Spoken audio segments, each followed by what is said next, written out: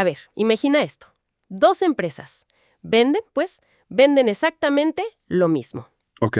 La primera se pasa todo el día, cada hora, estudiando los precios, el marketing, las funciones nuevas de la segunda. Es una obsesión total. Ajá. La segunda empresa, mientras, no tiene ni idea de lo que hace la primera. Cero. ¿Por qué? Porque está, literalmente, en casa de sus clientes, Ah, claro. viendo cómo usan el producto, escuchando sus frustraciones, entendiendo su vida. La pregunta es, ¿cuál de las dos crees que va a seguir aquí en 10 años? Es una gran pregunta para empezar. Hoy vamos a hacer un análisis a fondo de una filosofía de negocios que, la popularizó Jeff Bezos en Amazon, pero que parece ser el secreto a voces de muchísimas empresas exitosas. Sí, de muchas. La idea es muy simple, al menos en la superficie. Obsesiónate con el cliente. Pero para esta conversación tenemos un documento que va más allá del eslogan. Profundiza más. Exacto. Desmenuza qué significa esto en la práctica. Nuestra misión es entender por qué algo que suena tan sencillo es, en realidad, una de las estrategias más difíciles y, más poderosas que hay. A ver, vamos a entrarle a esto. El material que tenemos plantea de inmediato que hay dos caminos, ¿no?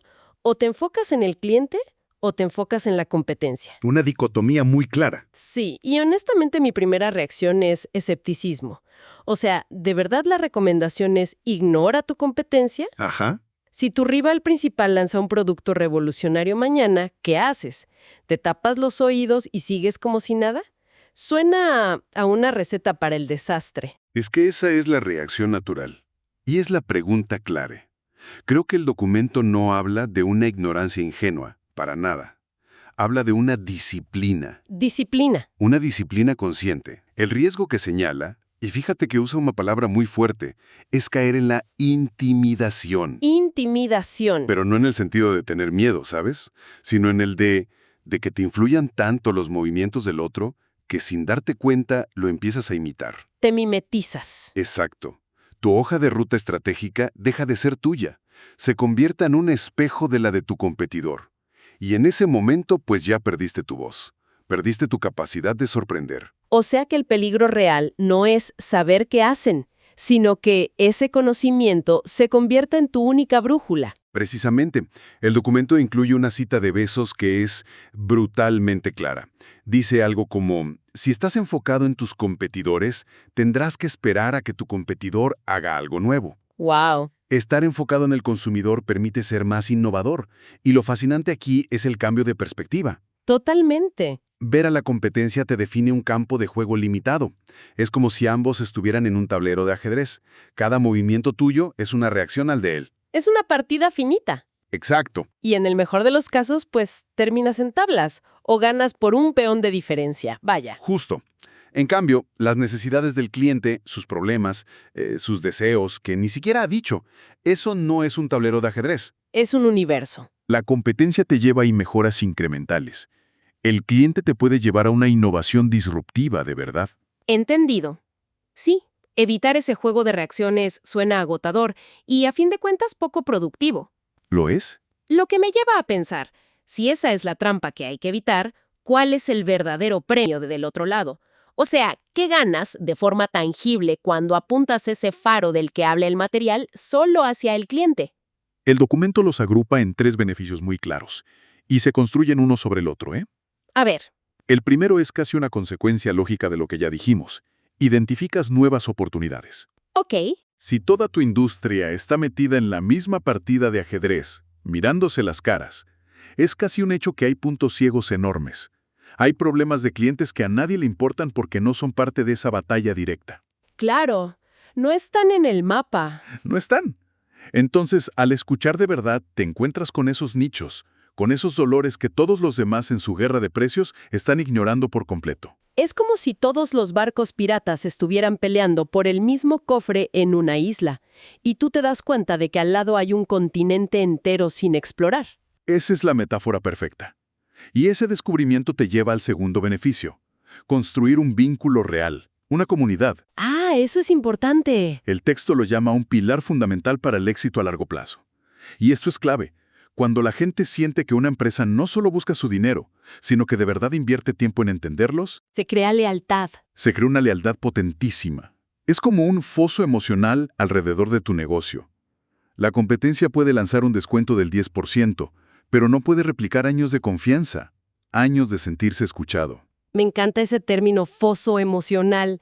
Es una barrera de entrada que no se compra con dinero. Para nada. Pero, a ver, no se puede ser leal a una marca que simplemente es un poquito mejor que otra.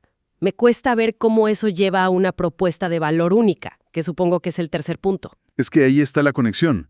Tu propuesta de valor se vuelve única porque no nace de compararte con otros. Nace de una comprensión única del problema. A ver, un ejemplo. Si tu meta es ser un 10% más rápido que la competencia, tu propuesta de valor es somos un 10% más rápidos. ¿Frágil? Muy frágil. Si mañana tu competidor es un 11% más rápido, ya perdiste. Pero si tu propuesta de valor nace de entender que tus clientes no necesitan velocidad sino Tranquilidad. y construyes todo tu servicio alrededor de esa idea, de repente ya estás en otra categoría. Tu valor ya no se mide con la misma vara. Creaste tu propio juego. Ok, tiene todo el sentido, pero fíjate que el documento menciona algo que me pareció fascinante y, si me apuras, hasta un poco polémico. ¿Qué cosa? Subraya que esta filosofía no es solo de besos, sino que es un consenso generalizado entre empresarios exitosos. Y justo ahí cita a Marisa Lazo. Sí lo vi. Ella sugiere que hay que aprender de las mujeres emprendedoras porque son, textualmente, mucho más empáticas. ¿A qué crees que se refiere el texto con esto? Yo creo que esa es la parte más potente del material, porque es la que conecta todo. La empatía. Sí, pero el documento la presenta no como un sentimiento bonito o una habilidad blanda. La presenta como una herramienta estratégica de primer nivel, Una ventaja competitiva. casi una ventaja injusta. En este contexto, la empatía es la capacidad de juntar un tipo de datos que ninguna encuesta te va a dar. Es entender la frustración detrás de una queja, la aspiración detrás de una sugerencia, El por qué. el porqué del porqué. Es la diferencia entre preguntar ¿quiere un caballo más rápido? Y entender que el problema real es el tiempo y la distancia, y eso te lleva a inventar el automóvil. Espera, eso que dices me vuela la cabeza. Porque siempre vemos la empatía como algo deseable, sí, pero no como un pilar estratégico. Ajá. Pero si es así, tengo una duda enorme. La empatía suena muy subjetiva, muy personal. ¿Cómo escalas eso en una empresa de 500 personas? No puedes tener a 500 genios empáticos. Esa es la pregunta del millón.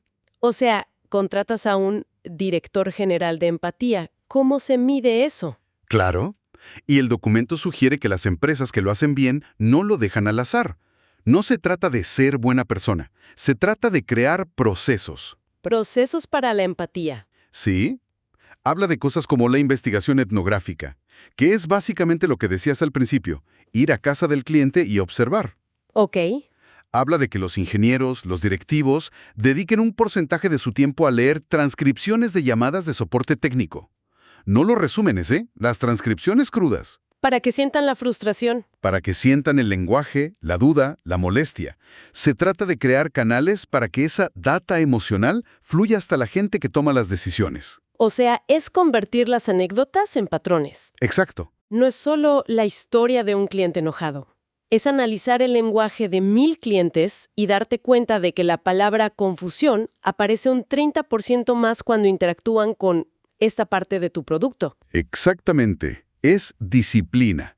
Mientras una empresa analiza hojas de cálculo con los precios de la competencia, la empresa empática analiza el mapa emocional de sus clientes. Vaya, Y ese mapa, según la fuente, es el que te guía hacia el valor verdadero. El duradero. No es un don místico, es decidir qué datos son los que de verdad importan para guiar tu innovación. entendido. Esto le da una dimensión completamente nueva. Entonces, volviendo a mi duda del principio, la que me causó tanto escepticismo, Ajá. ¿cómo encaja el análisis de la competencia en todo esto? Porque después de esta conversación casi parece que lo mejor sería, pues sí, meter la cabeza en la arena y fingir que los demás no existen. Y es un matiz crucial. El documento es muy claro en que la recomendación no es la ignorancia. No. Cito, el seguimiento y análisis de los competidores es parte del accionar de cualquier empresa. Lo describe como necesario.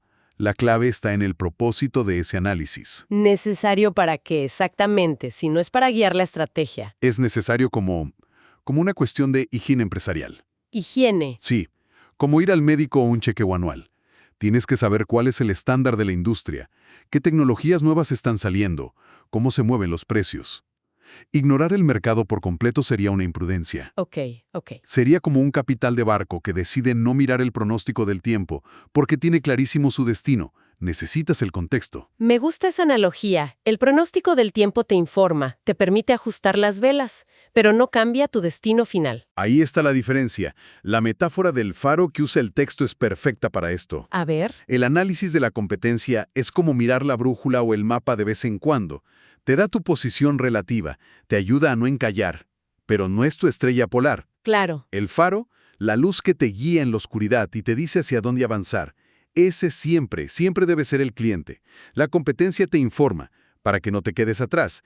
El cliente te inspira para que seas tú quien traza un camino nuevo hacia adelante. Ok. Creo que el panorama está mucho más claro. Si tuviéramos que resumir el corazón de esta exploración, yo diría que el gran cambio de mentalidad es dejar de ver los negocios como una guerra que hay que ganar contra otros. Sí. Y empezar a verlo como un problema que hay que resolver para otros. Y aunque es vital saber qué armas tienen los demás, tu plan de batalla no puede ser solo reaccionar a sus movimientos. Totalmente. Si conectamos todos los puntos, la filosofía que se expone aquí es mucho más que una táctica de marketing. Es una decisión fundamental sobre dónde crees que se origina el valor. ¿Dónde se origina el valor? Sí. El valor se crea superando las características de otro producto, o se crea aliviando una carga real en la vida de una persona. La primera pregunta te lleva a un campo de batalla lleno de gente. La segunda te lleva a un horizonte de posibilidades donde puedes estar completamente solo. Y eso nos deja con una última reflexión, una idea para seguir pensando. El documento que analizamos resalta que las emprendedoras suelen ser más empáticas, y ya vimos cómo esa empatía puede sistematizarse y convertirse en una ventaja estratégica. Ajá. Esto nos deja con una pregunta final, quizá un poco provocadora. A ver, suéltala. En un mundo que avanza a toda velocidad hacia la inteligencia artificial, el Big Data, los algoritmos que pueden analizar a la competencia a la perfección y en tiempo real, ¿podría ser que la empatía genuina, esa capacidad profundamente humana de sentir y entender lo que el otro necesita, se convierte en la única ventaja competitiva que sea de verdad imposible de copiar?